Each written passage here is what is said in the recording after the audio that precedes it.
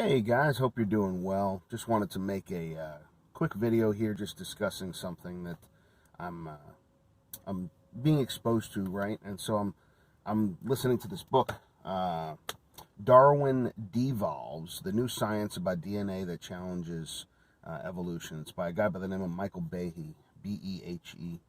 And it's pretty interesting, right? You always test the things that you believe in, the theories, and all that kind of stuff. You just fill your head with information, you process. And that's where we come up with our opinions on things, right? And so Michael talks about the creation of everything and how he believes that it's a specific design and very complex. And so just a concept that I put together in my head while listening to his thing that I thought I would share. Again, tying together facts and details through my entire life and trying to wrap my head around concepts. So back probably 35 years ago, I had a friend of mine who was trying to talk to me about the logic and all of that stuff of creation. And one of the things that he mentioned to me was if you put a monkey, an everlasting monkey, right? Never gets sick, never gets tired. In a monkey with an unbreakable typewriter and a endless supply of paper in a room by himself with no influence from anyone else, would he type the letter A eventually? And the answer is, of course, yes. The monkey eventually, if he's sitting there hitting the keys, will eventually hit the A key. Will he eventually hit the A key before he hits any other key and have the A in the right place on the paper, given an infinite amount of time? The answer to that question, of course, is yes, he would. And somebody's walking by. Hi, how are you? It's my son. He's checking into work. So I'm outside my shop here thinking about this stuff, right, even before I go in. So now, will that monkey eventually write the word and, A-N-D, capital A, N-D, in the right place on a sheet of paper, given an infinite amount of time, and he never stops doing this and loading paper and all this other stuff? The answer is yes. It may take a very long time, but eventually the random hits and all that stuff will probably cause that word to be typed. Well, I don't know what word War and Peace begins with, one of the largest novels or books that's available to us these days. But would that monkey eventually write the entire book, War and Peace? Thousands and thousands of lines, tens of thousands, maybe hundreds of thousands of lines of text. Because I believe it's well over 1,000 pages, if I remember correctly. It's been 35 years. I have no reason to read that book. But would he eventually type it?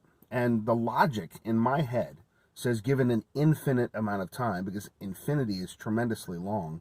To explain infinity, imagine a stainless steel ball the size of the earth, and every 10,000 years, a little sparrow flies by and brushes its wing on the edge of that stainless steel ball and then flies off, right? Infinity, when that ball has been worn down to nothing, has just started, just barely begun, right? That's how long infinity is. You can't really wrap your brain around it. Well, given infinity and an infinite amount of time, would the monkey eventually type War and Peace? I guess, yeah. I mean, if you really think about infinity, it's possible. It's not very likely that anyone would ever be around to see it. It would take a tremendous amount of time to string all those letters and words and spaces and pages and all that stuff together, but it's technically possible.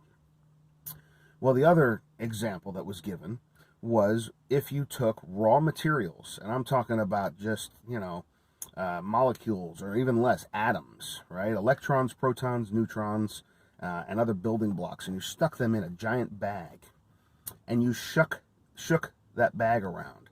Would it eventually create something? Given an infinite amount of time, maybe. Maybe you'd get a single molecule. Could you, if you kept shaking that bag, get multiple molecules? Maybe. But shaking that bag around, would you eventually get something like a pocket watch with its intricate gears and the polished finish and maybe the engraved message from a father to a son on the back of that pocket watch? And would it be the right size with the arms and the numbers in the right place? No. The answer is no. Here's why.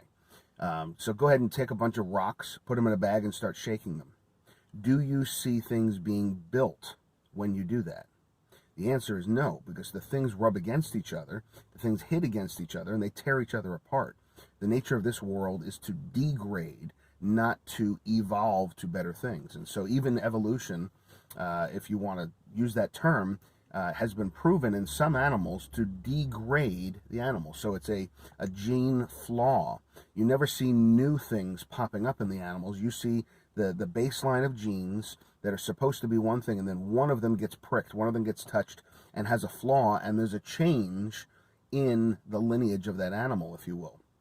Maybe not lineage, in the linear growth of different features in that animal. A perfect example that Michael uses in his book is the grizzly bear has a better, they've sequenced the genes of the grizzly bear and the polar bear, and the grizzly bear has a more healthy, fully intact genome than the polar bear does. But the couple of little ticks, the 1 or 2 ticks in the gene pool, if you will, in the genome of that grizzly bear, has changed it to be a larger white bear that happens to survive better in Arctic areas. But the polar bear is a lesser animal as far as the genes go than the grizzly is, because it has degraded and changed. You don't see the polar bear as a greater animal when you study the science. So I say all of that to paint this picture. The complexity of our Earth, the complexity of our creation, is not just a bunch of raw materials and a bag being shooken that might line up to create a pocket watch. Because if you can cross that bridge and you think that that everlasting monkey can type the book and that the stuff in the bag can create a pocket watch, you have to cross this bridge, right? I want you to make that bag extraordinarily large. And in that bag, I not only want you to have the result of a pocket watch, I want you to have water. And I'd like you to have acid. And I'd like you to have magma and a heat source and maybe a can of Coca-Cola with its paint and lettering on the outside and a nice clear finish filled with a bubbly substance inside. And I'd like you to have a dog and maybe, I don't know, how about a Maserati, right? And then after you add about 50,000 more things, I want you to multiply the complexity of that, the number of things in that bag, by millions. That is just touching on the start of how complex our microcosm of an Earth and our universe, our Earth and our solar system might be. And then you have the entire universe to deal with, which multiplies that billions and trillions of times over again. Again, something we can't comprehend. So now ask yourself this question. Given all that complexity, given everything that has to come together, what is more logical to believe? That there was a bag that was shooken of stuff, which, by the way, you have to explain where the stuff came from. But go ahead, shake that bag, and all that is just showing up automatically, and everything's in balance, and nothing's hitting against other things and making things fall apart. I didn't drive to work today, and something just bumped into me, and I disappeared, and I broke down into nothing. No, I'm going to last, hopefully, 80, 90, 100, 120 years, whatever it is, right?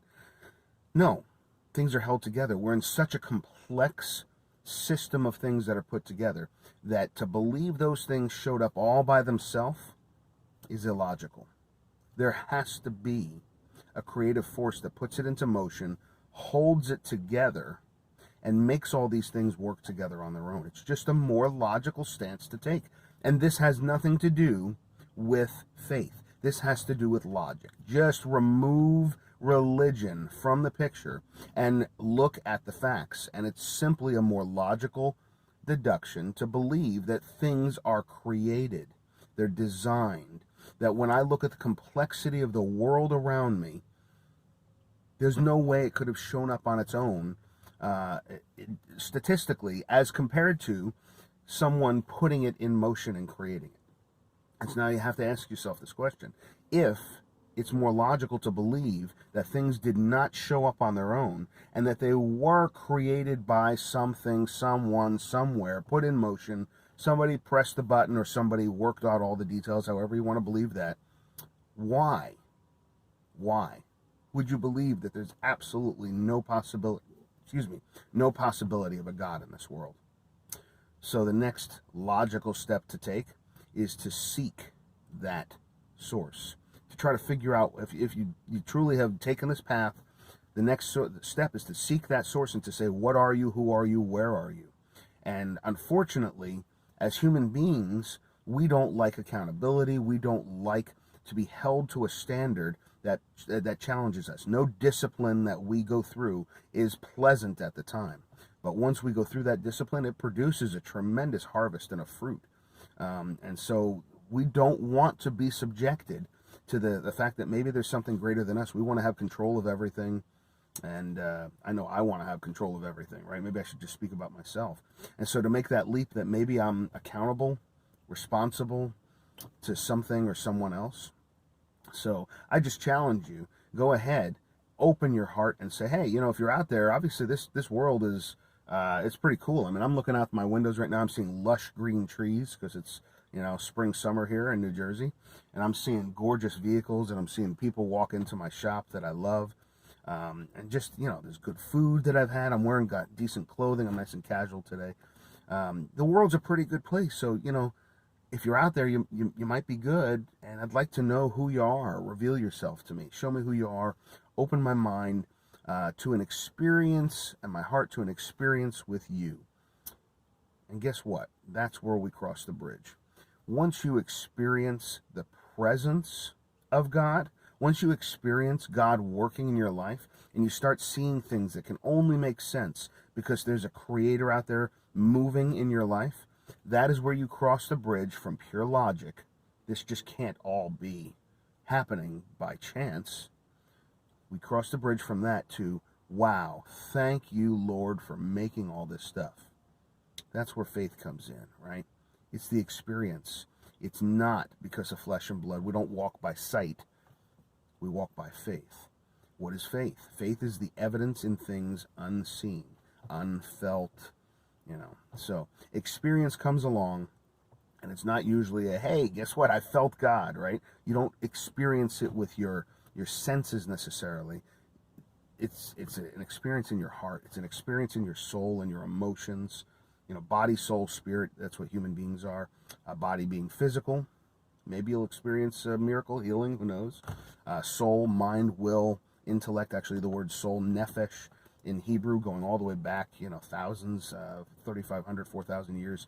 Soul actually described the entirety of a human being. So even a dead person was called a soul or a nephesh. Look, there's a dead nephesh over there. And then spirit. What is spirit? What the heck is keeping me alive? What is breathed into me to make every bit of mechanical and chemical stuff that's in this bag of flesh actually be alive, be conscious, be able to have empathy for another bag of flesh sitting next to me if there was one? That's the spirit of us, and it's breathed into us by the very God. And the experience of all those three, which can't be tactile necessarily alone, can't be smell, can't be taste, can't be sight, can't be hearing, whatever those things are, is what experimenting with God means. It's the experience of God through our entire being, our entire nephesh, our entire soul. Everything that we are, all of a sudden realizes, wow, I just experienced God. So go ahead. You want to keep thinking logically down the other path? I'd love to hear your thoughts on how it undermines what I've just spelled out for you here. But really, I'd love to also hear from people who've stepped out and said, God, if you're out there, I want to experience you. And I'd love to hear what your responses are from him in your life. Did he not show up? Did he show up? Are you still seeking him? Or did you quit and go back on that other logic train of, we're just here by accident, all showed up? Give me some feedback. I'd love to hear it. Thanks. God bless you guys. Have a great day.